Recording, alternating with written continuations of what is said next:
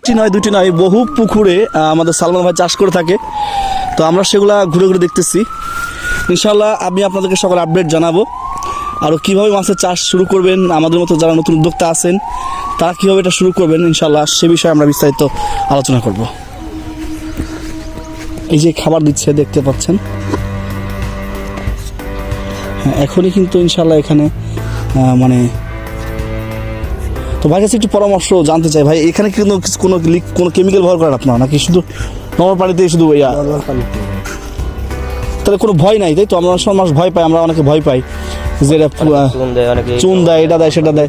চুন ওগুলো তো আমরা ইউজ করি, ওগুলো হচ্ছে পানি অনেক সময় পানি হচ্ছে নষ্ট হয়ে যায় ওই সময়। লবণটা আমাদের ভিতরে দেন না, শুধু হাউজে দেন লবণটা। লবণটা হচ্ছে হাউজে দেয়, ওই মাছের অনেক সময় হচ্ছে বিভিন্ন ধরনের ফাঙ্গাল টাঙ্গাল হতে পারে। আর জি জি জি, আর পুকুরে তো আসলে এই ধরনের কোনো ভয় নাই পুকুরে। সুপ্রিয় দর্শক দেখতে পাচ্ছেন, এটা হচ্ছে বাটারফ্লাই, আপনার হচ্ছে মানে ইয়াগুলা মেলগুলা, হ্যাঁ খুব সুন্দর অস্থির। তো ভাই এগুলো আলাদা কেন রাখছেন আপনারা, ওখানে ফিমেল এখানে মেল কেন? এগুলো হচ্ছে ডিম বাচ্চা করাবো, আচ্ছা হচ্ছে মেল ফিমেল আলাদা রাখতে হয়। এটা একসাথে রাখলে ওগুলো হচ্ছে ডিম ছেড়ে দেয়, তখন ডিমের পরিমাণটা একটু কম হয়, ওই জন্য হচ্ছে ডিম মানে আপনারা যখন বুঝতে পারছেন যে ওটা ডিম চলে আসছে তখন আপনারা আলাদা করে ফেলছেন, তাই তো? ডিম নেওয়ার আগে আপনার হচ্ছে মেল ফিমেলগুলো আলাদা আলাদা করে রাখতে হয়।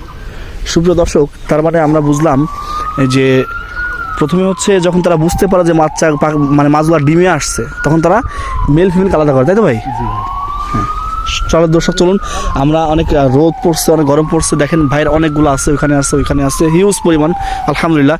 আর হচ্ছে ভাইয়ের আউটসাইডের ভিউটা আপনারা দেখতে পাচ্ছেন সকলে। আমি আপনাদের আরও আপডেট দেবো ইনশাল্লাহ।